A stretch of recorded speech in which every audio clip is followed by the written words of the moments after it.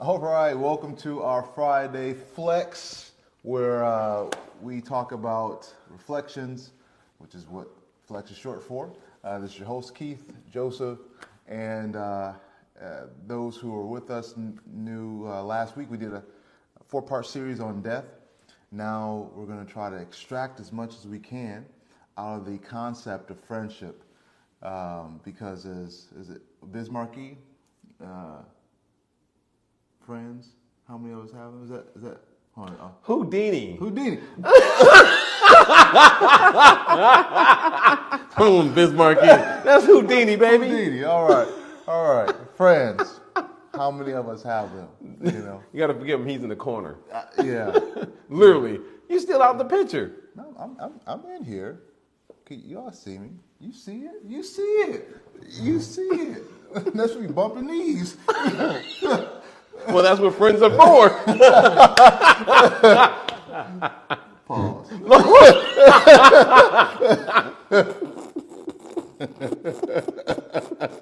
All right, man. I gotta be serious. Okay, I'm sorry, guys. All right. All right, I'm ready. I'm in the game. So, I thought this would be a really wonderful concept because oftentimes we find that sometimes the people that hurt us the most are the ones that are closest to us. And in some time, in some scenarios, those people closest to us are our family, but other times they're often friends. And sometimes we develop friendships from people from a young age. And sometimes those friendships may not have developed in the most healthiest of ways. I remember when I was a young kid, I had a good friend of mine at that time. His name was Michael, and I forget his last name because I've been trying to find him for a long time. Because one of the things that happened was now mind you, this was around elementary school. We would hang out all the time.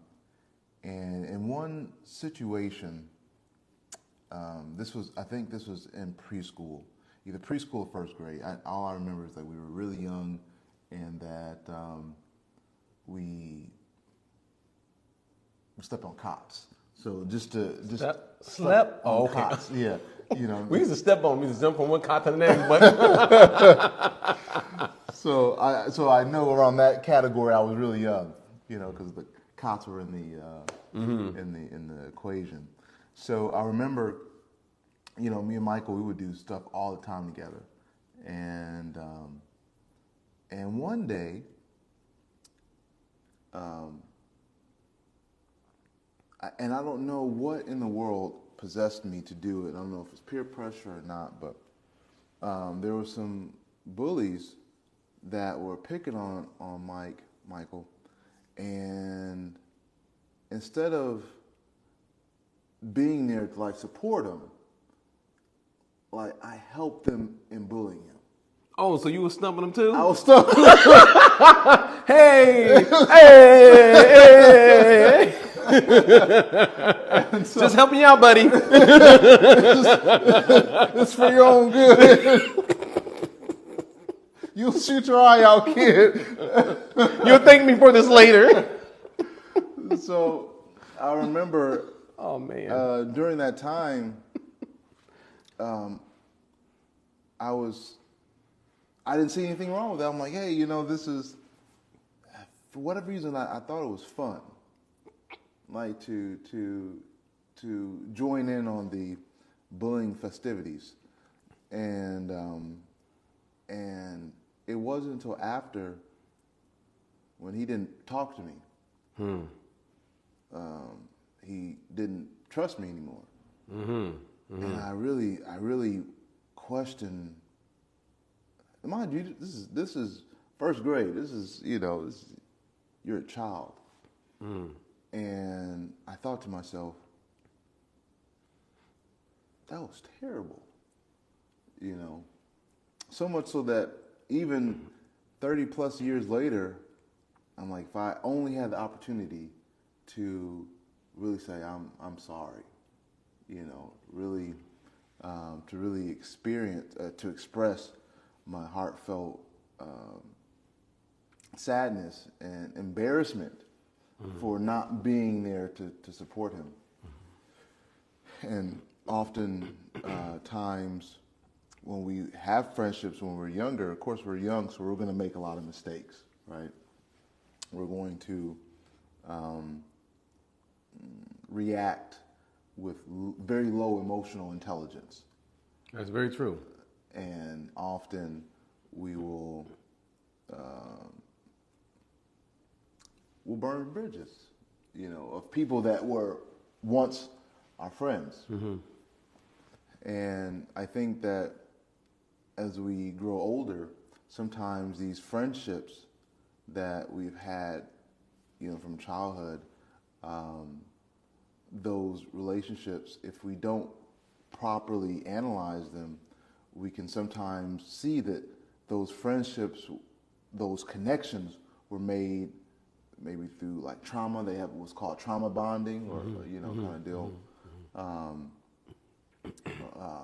or some under a basis in which was not healthy, and these relationships last in our middle ages and even in our senior ages.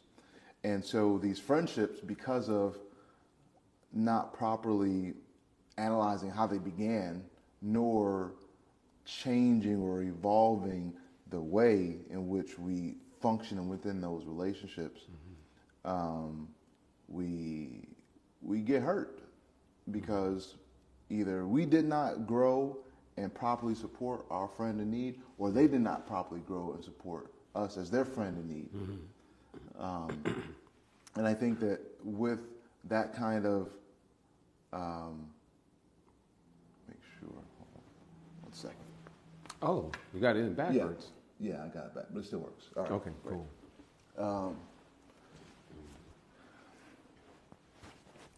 So one of the things too that came to mind is I often talk to my wife, and my wife will tell you that I don't call people friends easily, because in my mind the connotation with friendship is different than one who is just maybe an associate or an acquaintance or something like that, right? And so, she'll often call, a person a friend after meeting them, one time. Mm-hmm. And so, I try to share, hey, babe, this is, they may be really cool, That's first true. Impression. Right. That may be true. But friendship is much deeper than just one interaction, one good interaction. Mm-hmm. That's very true. Because you may have met someone, and this, the world we live in is a quite unique place, but you may have met someone and they may be extremely bubbly or outgoing, but they may be manic and may be on a high right now. So they're like, hey, what's going on? Want to come over to my house? I remember my wife met a friend or an acquaintance now, who she met at some gathering, some event, and the girl was really sweet to her, hey, you guys should come over for game night. It's be fun. Just hang out. We do this every weekend. You guys so cool, So my wife's like, yeah, I just met a new friend. Let's go over there Friday night. Mm-hmm. And we go over there Friday night. It was a great time. The girl hosted with her friends. But the next day, my wife mentioned, hey, thanks for having us over. Wonderful time. We should do this again. Girl disappears. No response. Reciprocation or no response. Okay, right. Wow. And comes in hot, early, comes in hot, hey, let's do this. And then when my wife wants to reciprocate, she just disappears for months. and comes back, hey, how's it going? Like nothing ever happened. And so my wife was, somewhat like sad. Like this is the person I thought was my friend, and now this person has disappeared. Yeah. With no, just like MIA, got abducted. So, and so I was thinking to myself, oftentimes we meet people with good intentions, and good intentions in relationships are not healthy when there's no follow through. Meaning that if a person says, hey, I want to do this, let's connect, and you're trying, but they're not trying, or you're consistent, they're not consistent, then it's probably best not to put them in a friend zone, maybe an acquaintance, maybe categorize them in a place in which if they do not do what they say, you will not be hurt. That's a very important detail there. Right? Because and there also needs to be communication. And I find I was getting my haircut yesterday, and the barber and I, Thomas, I consider him a close friend. He's been cutting my hair for 10 plus years. I can talk to him about practically everything. So we were talking about very deep conversations and the need sometimes to be heard. And so he was saying how in his deepest, closest friendship, his friend did not hear him. And his friend wants to communicate, but every time he wants to talk, it's like whenever deep levels of conversation happen, beyond surface level, beyond politics, beyond sports, beyond just the weather. Right. Like someone sharing their heart, basically, yeah. And seeking advice in that sense. He would, the person would, in order to avoid feelings, we just interrupt him while he's speaking and just say, oh, I know what you're talking about, and kind of end it like that. And the guy, there was a gentleman in the chair next to us who was saying to his barber that I hate having deep conversations, and I thought to myself, yes, everybody is different. Everybody's requirement of friendships are different, but one of the most consistent ingredients or characteristics in friendship is the ability to depend on someone, and also the ability to express oneself with a level degree of freedom. I think that in a book called The Nectar of Instruction, is it 4 categories of friendship or 4 elements revealing one's heart? 6 types of loving exchanges. 6, okay. Yeah, gotta add 2 more to that. 2 more, even numbers. All right, go. So, loving exchanges, and that is one of the things that we expect in a friendship is love. Yeah. It doesn't matter if it's the same sex, same or opposite sex. Doesn't matter. Doesn't matter. We want love. And the great philosopher, I'm not going to quote her name, so her name's getting mixed up with another one. What's love got to do with it? Is that Tina Turner? Tina Turner. I thought so. I didn't want to make a mistake again. So often people think, what's love got to do with it? What's love have to do with it? But actually, it has a lot to do with it. Everything. Yeah. And so when we look at a relationship, love must be there. In order for love to be there, communication has to be there too. Yes. Yes. Very true. You were looking up something on the phone. Yeah, thank you for calling me out on that. Yeah. I can call myself out. I'm So just being a friend. earlier, I was looking at something on my phone. And for those who actually know me for some time, they know I like words in the sense of what is the etymology of a word? You know, where does a word come from? Like, what is its origin? You know, the word friend, it just seems like, I don't know, it just seems like one of those words that, like it doesn't seem like it has a real origin or something like that. So I was just curious. And of course, look up in the dictionary also, what does the word mean? In terms of etymology, it's actually a Germanic word. And it was mentioning to this effect of, it actually used the word love. It actually used the word love in terms of the etymology, you know, going all the way back. There's a Germanic word, Freund, or something like that. I'm not sure if that's the correct pronunciation. Okay. But it you know, it's German. So, but yeah, it means love and, of course, to someone like this.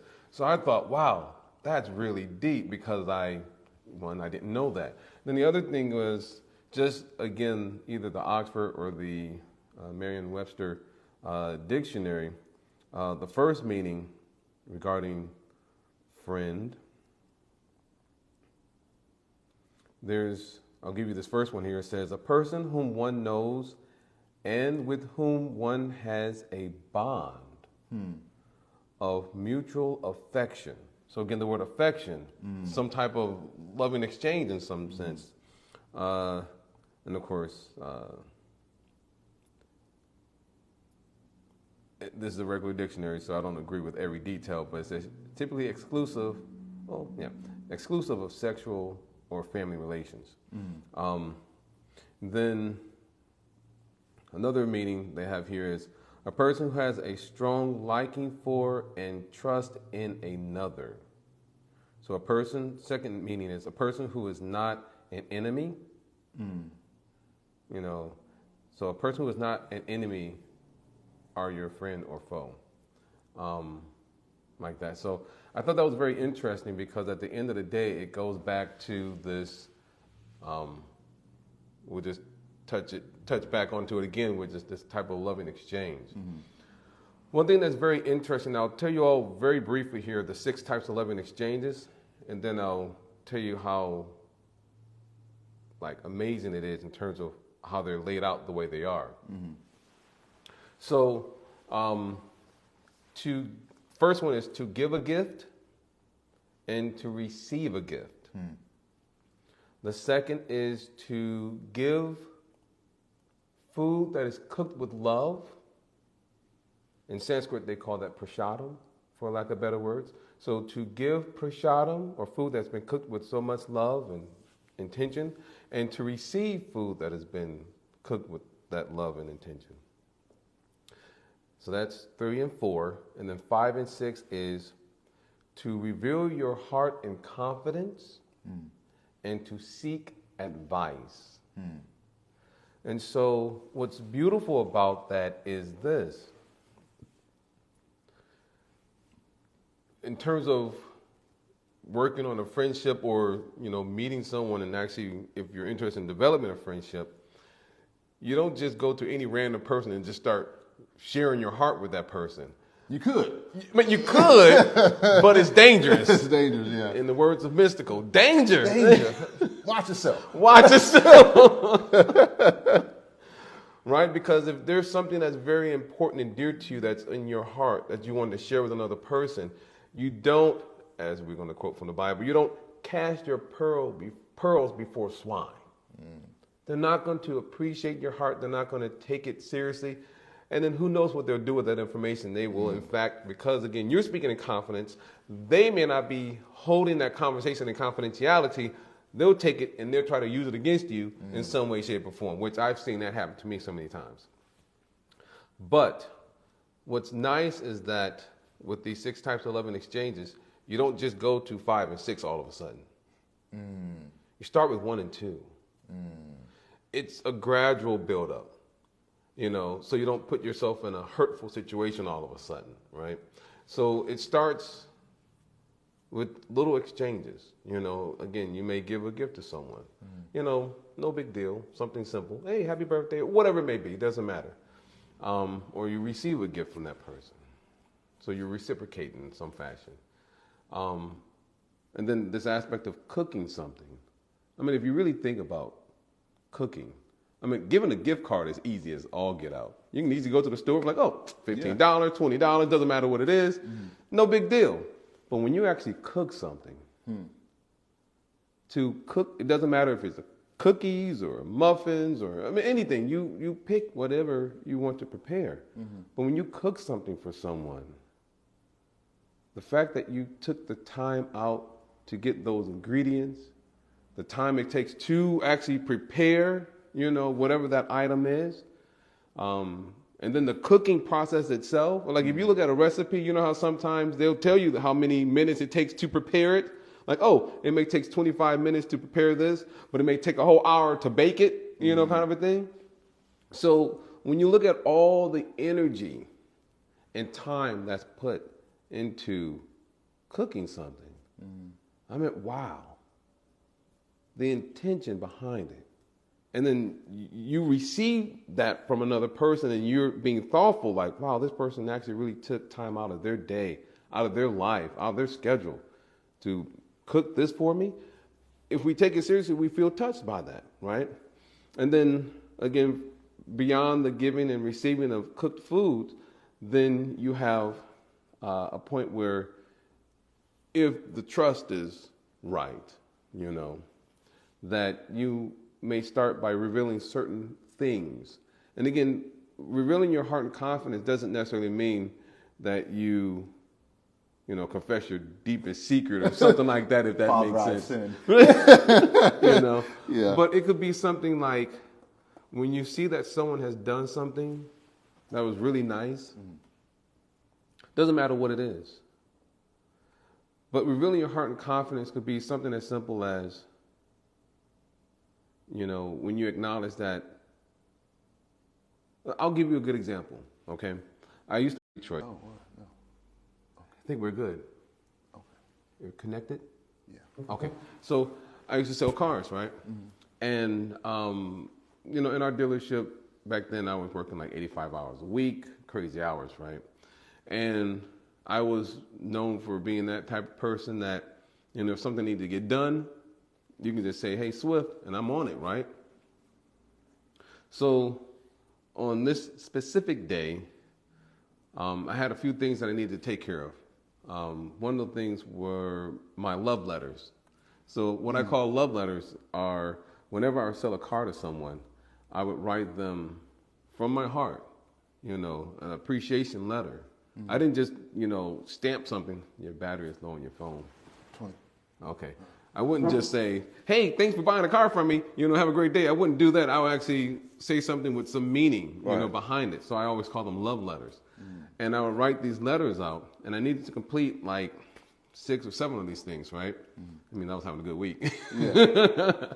And so a couple of guys, coworkers, they came up. They was like, "Hey, Swift, we need to do this and da da da da da da. Can you help us do this and all these different things?" And normally most people know, okay, I would say yes. But at that time, I used my voice and I said, "No, I will not. I won't help you guys today." I was just being honest, but I had to, use my voice, stand up for myself. And so after they left, of course, they were a little sad that I didn't help them. But after they left, then there was an older lady who had been selling cars for like 30 years. Black lady, she came around the corner because we sat next to each other. Her name is Mama D. She's retired now. She's so sweet. I still keep in touch with her. She said, "Swift, I'm very proud of you for standing up for yourself. I know you're the type of person that you help anybody that needs anything. But the fact that you told them no," she said, "I'm very proud of you." So her saying that, that's an example of someone revealing their heart and confidence. To express to you that, hey, you did something right by standing up for yourself. Yeah. It's not that they have to reveal something deeper than that, like, hey, I just did blah, blah, blah, blah, blah, blah, blah, I have sinned, what do I need to do? Not like that. But the fact that they shared something from their heart that, you know what, hey, you did something, like stand up for yourself or use your voice like that. To give someone that type of compliment. And those exchanges of that nature, as more and more of those take place, And even if you have something that you're struggling with and you share something like, hey, you know what? I'm having a hard time, with my schedule. Seems like I can't get to bed timely or whatever like that. You got any advice? Something simple like that. Again, it doesn't have to be something heavy or deep, but you have these little exchanges of this nature. You start building that trust. And then when you feel comfortable enough, then you feel that you can share something a little deeper and deeper, right? And so this is, again, part of the love and exchange, and then part of, again, seeking advice, or counsel from another person like that. Yeah, the concept of gift giving someone a gift, and it doesn't even have to be like something material, meaning like, buying them something. It could be the gift of your time. Yeah. Because not saying that, if somebody's birthday comes, we should just be there with. I mean, of course, try to give them a gift if you can, but being present is such a gift. Yeah. The Death Series, your friend. Yeah. I think that was a beautiful gift. Yeah. In one sense. Yeah. Beyond just it being a gift, it's almost like a form of, how we talk about cooked foods, because again, at the time and the love and attention behind it, and that's a huge gift, just to be by your friend's side, in their time or hour of need. Yeah. Yeah. And so this is the aspect of gift giving and allowing, I think, is it giving gift and receiving a gift?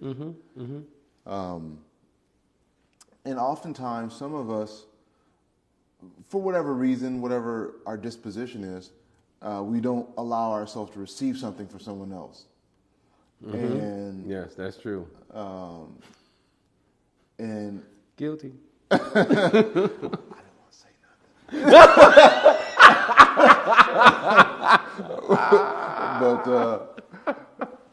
But I often think about just RJ. If you listen to this, I know you're probably gonna be embarrassed, but it's all right. So why you gotta put his name out there like that? It could have been done to educate. Well, you know what? I appreciate you for being honest, Kyle. Yeah. Go ahead and reveal your heart. All right. So we have a good friend of ours that comes to town and that wants to stay somewhere but didn't reach out to anybody. So had to come to town and leave right back same day. And I said, why didn't you just call me? Why didn't you just call you? Yeah, I got space. I was like, you got space. Yeah, even in my refrigerator. Even you know that. And he said, I didn't want to bother you all. And I thought to myself, allow us the opportunity to serve you. Yeah, and if I want to say no, let me say no. But of course, continuing with the story, I don't want to take away. But let us serve you. But sometimes in friendship, we don't allow ourselves to be, we don't allow reciprocation. Correct. We will always be there for someone else. But the moment in which we need help and we have people willing to give help, we're like, I don't know about that. Yep. And it's difficult because as a friend, you feel helpless. Like, if I only knew what you were going through, you could have saved yourself time, money, energy, sleep, Yeah. And our friends, that drive is 18 plus hours. And this is like Tulsa back. Yeah. And when I found out this morning, I'm like, bro, why didn't you say anything? This morning? Yeah. What the? And so, hey, that's what friends are for. We're not gonna stump them, but we're gonna we gonna get them. We gonna get them. What's wrong with you? So, oh man. But when I heard this, I thought to myself, like, let us be a friend. Let us, Yeah. utilize that relationship that we have in order to show you, hey, I got your back. Yeah. Or what? I'm not good enough to be your friend or something? Is that what you're trying to say? And so so we not only are able, should we give gifts, but also be able to receive them. Yes. You mind if I sprinkle in a quote? I'm about to sprinkle in a quick quote, okay? Yeah. Because I love music. So many of you that know me, I like sprinkling in quotes from different songs, okay? Now, this song, the name of the song is called Nature Boy, sung by Nat King Cole, okay? But the composer of the song, his name is Eden Abez.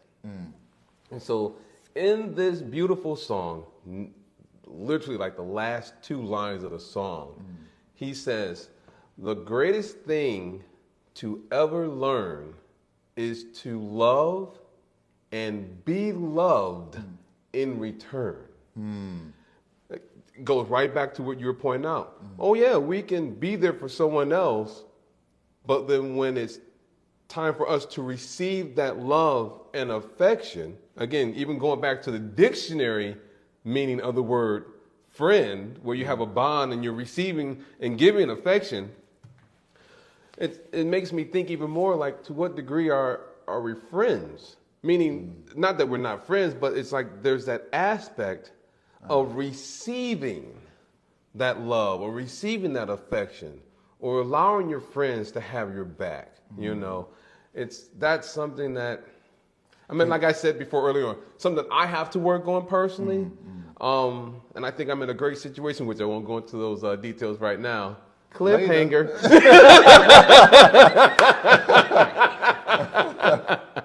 But I think I'm in a great position where that is going to fructify into something beautiful. A vibrant Kenny thing. mentioned, he said that's one of his favorite songs. Oh, okay. Yeah. It's a great song. But it's also a meditation that we have to keep within ourselves, that just as much as we like to give, we have to receive too in order to be reciprocal. Yeah. Because here's the thing, if you're giving but not allowing someone to give back, that person's going to feel like, I must not really be their friend. Yeah. I agree. In the sense that they won't even tell me, they won't even allow for me to help them. They won't even let me love them. Right. Just to give, because, when you have that desire, I know how it feels when you get dammed up, for lack of better words. Where you want to give and share with someone, but then the other person puts up either a wall or they won't give you the opportunity to even love them or to reciprocate with them. And then you feel, maybe I'm not valued, or maybe I'm not needed, or maybe I'm not wanted. And so it becomes very difficult sometimes to even stay in a place where you don't feel like you're needed or wanted. Message.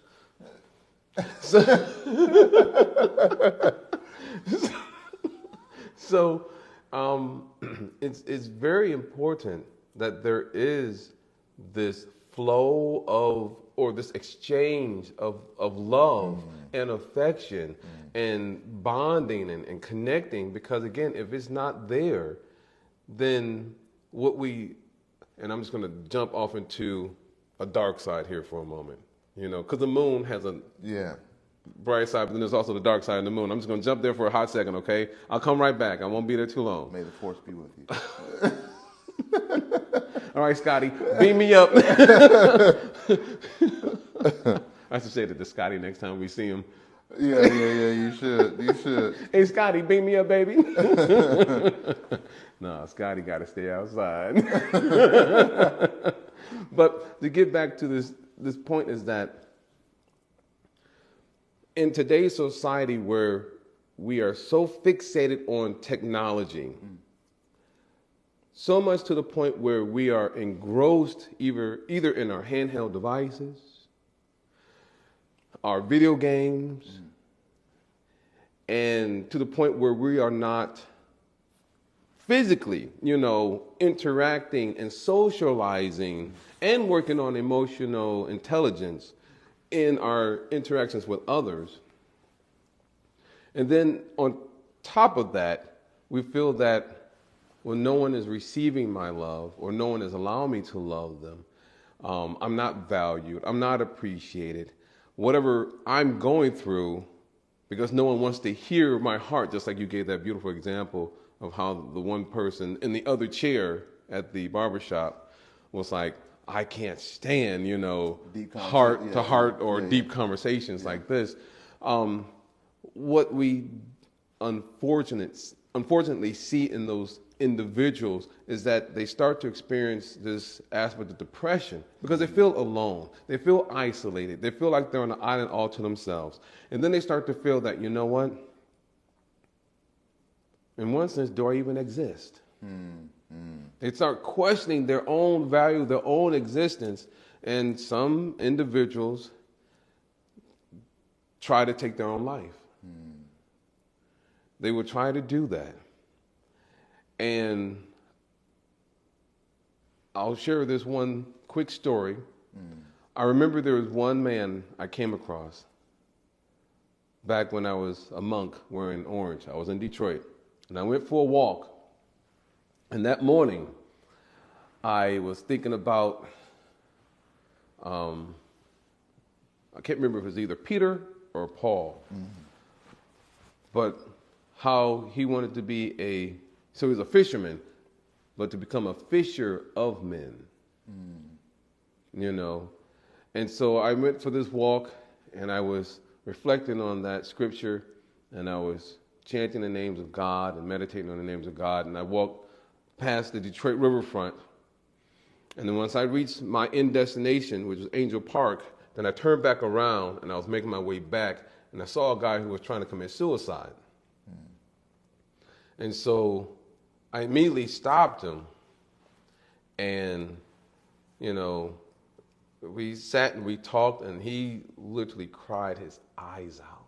He was so hurt, really. He was in some relationship where he was with this young lady for about 20 years, helped raise this woman's children and everything like that, put them through school and everything, and then she's like, nope, I don't want anything to do with you. Thank you. Basically just used the man. And he's really a nice, sweethearted guy, too. And just basically left him high and dry, and he just wanted to end his life, right? So what I basically pointed out to him, I said, you know what? Don't worry. You're my family. You may not have a family right now, but we're family. And so I keep in touch with him regularly. And still to this very day. And that he wanted to commit suicide back in 2008, and we still stay in touch. Wow. And so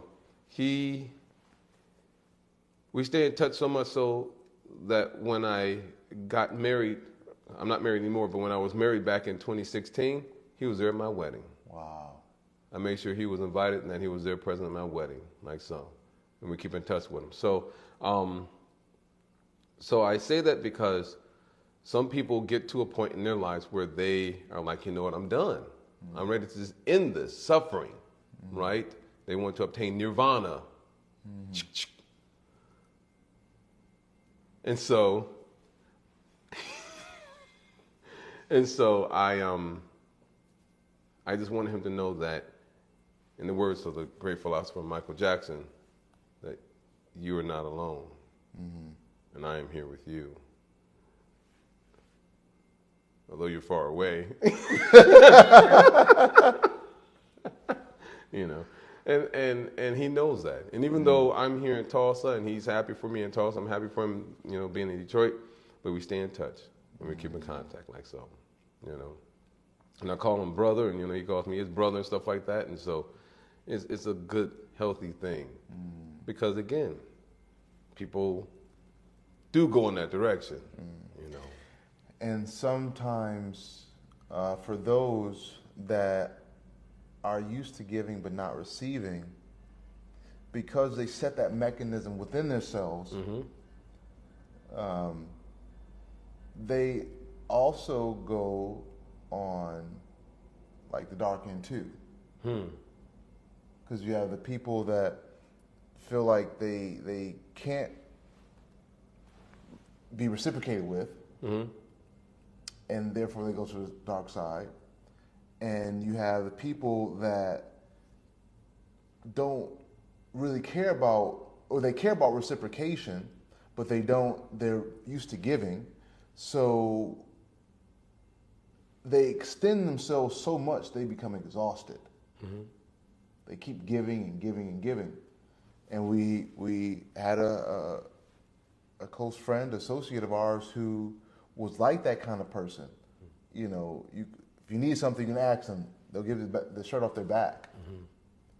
But they would never allow themselves to be helped or to be served. And so therefore they felt like they were more of a burden than anything else. And they took their own life.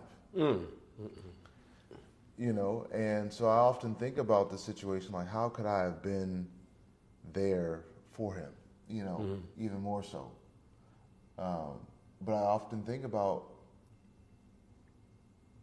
if someone does not allow you in, you can't force your way, you can't force your way into someone's life. And so friendship really means allowing someone to be able to be themselves and let you be yourself. And not get offended. And not get offended. That's what we hear in Vedic culture, is that to make friends with your peers. And the specific detail is that when you have people who are, we'll just say equals or very close, right? Because of this revealing of one's heart and seeking advice, if you reveal your heart to someone and the other person gets offended, it's not going to work. And it's not that you're trying to put someone down, you're just letting the other person know what's going on inside and, you know, what you're feeling and how you're feeling, you know? So to actually really be a friend, the other person cannot be offended. Because again, if that'll cause a blockage in some way, shape, or form in the exchange. Yeah. Now there's a comment here. Emmy says, beautiful story. Jugal, thank you. Thank God you were there and able to help me make the decision to live. Yeah. You know, and I think about this idea of, if we are not able to be honest with ourselves and be honest with our friends, then our relationship is built on, it's not really real. If there's no level of honesty, you know, it's false. And it is this, and a lot of relationships now are built on a false kind of foundation. Now there are times, just to be very clear, there are times where in a friendship, if someone is acting out, you know, then you gotta, hey, bro, you gotta stop. Or hey, But that's being a friend, though. That's being a real friend. Yeah. Because a real friend will let you know. And pointing out, like, this is the, You know. like, if someone says, hey, I'm finding hurt dogs, and I'm finding people's dogs in the backyard, and I'm letting them free and beating them, something like that, you're like, hey, that's kind of toxic, a little diabolical, you know, you may want to fix that. Because again, friends don't let friends drive drunk. Friends don't let friends live irresponsibly either. And call them out on it. And you call them out on it. You know, and I think sometimes, I'm saying this 10, so we may have another 15 minutes, probably 10. We may have to wrap this up in 10 minutes because my battery charge on my phone is going. Anyway, one of the things that I think about is that if someone is going to address something that I'm doing incorrectly, especially if they're a friend, then I have to put my pride to the side and be open to hear. Yeah. If I cannot put my pride to the side, then I'm going to continue living that lie, whatever it may be, Right. because I cannot sit with knowing that I have something wrong with me and somebody else sees it, and who are they to see it? You got problems too. Yeah, I know what you mean. I'm thinking about that one flex session that we had where, someone may say, hey, you need to wash your hands longer. You gave some example. And then someone else says something else and someone else says something else. You're like, then maybe it might be something worth to look into, consider. Yeah. And I was talking to my mom a little earlier. She said, and often those people closest to us that really know us tell us things that we really don't want to hear, but generally there's some level of truth to them.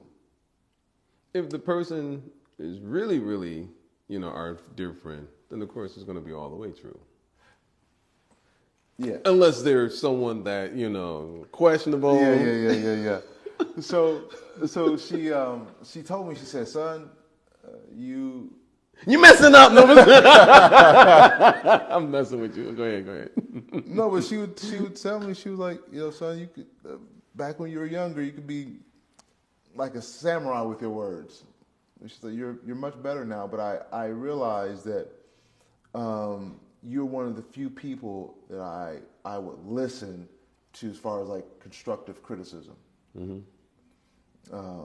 And so she says, you got much better, and I'm working on getting much better and being honest and transparent. But like you said, friends don't let friends drive drunk. Or live irresponsibly. We also have to think about if this person is really my friend, like really my friend, then the logical conclusion is that they know me to some degree. And if they're saying something, there's some truth to it. And we often have this idea that people should accept us for who we are, and which means that we don't need to change. Run that back. I want to make sure I heard you correctly. We often have this idea that people should accept us who we are, which indirectly indicates or allows us to not evolve or to not make changes within ourselves. Yeah, real friends want to see you grow. Real friends want to see you grow because life is doing everything it possibly can to make you grow. Yeah. I want to say it, but I'm not going to say it. But go ahead.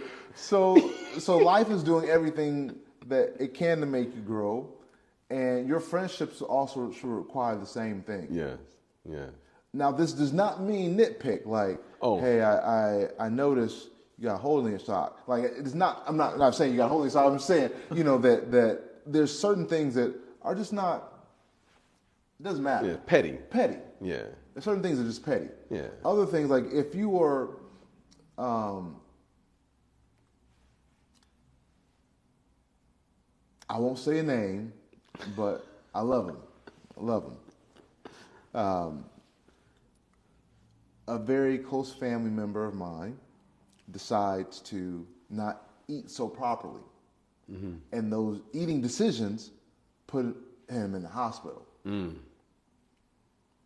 And so I'm just like, this is not some malefic force causing this to happen to you. Your lack of discipline is the cause. Preach, Brother Ewing. And so I told him, you need to change Well, what you eat. amen, brother. Because you're going to go back to the hospital. So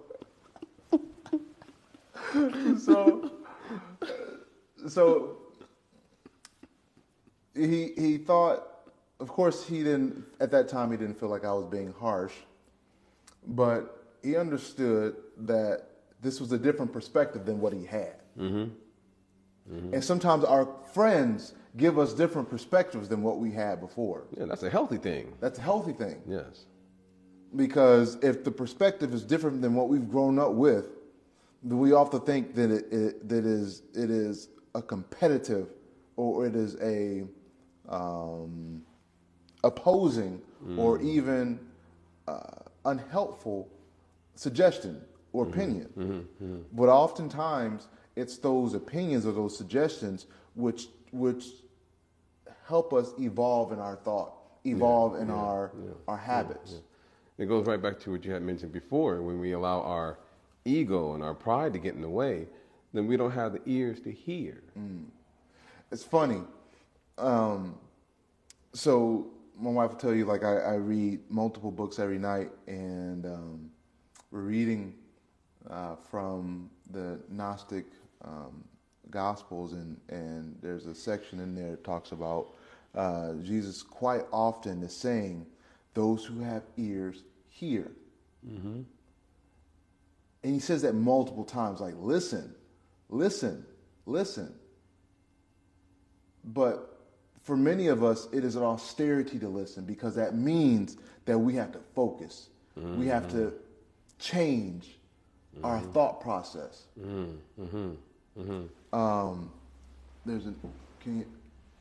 There's another thought. Kenyon says, some people are too conditioned to their circumstance. The fear of who they will be after they change, I agree with that. can make them uncomfortable. Not an excuse to change, though just takes courage. Yeah. It takes a lot of courage. Yeah. And then plus at the same time, when we step into who we're meant to be, then there's this aspect of accountability and responsibility. And we are afraid of who we are to be, and we're afraid of taking on those responsibilities that come with being on that level. We have to end now, because I'm not sure how much battery I have left. My phone may die, but at least we were able to get this much out, and I think this will be a good 4-part series, because there's a lot to unpack here. Yeah, definitely. And everyone's perspective is very valuable. So thank you so much for your time and attention, and please share, like, and we'll see you next week. All right. Keep flexing.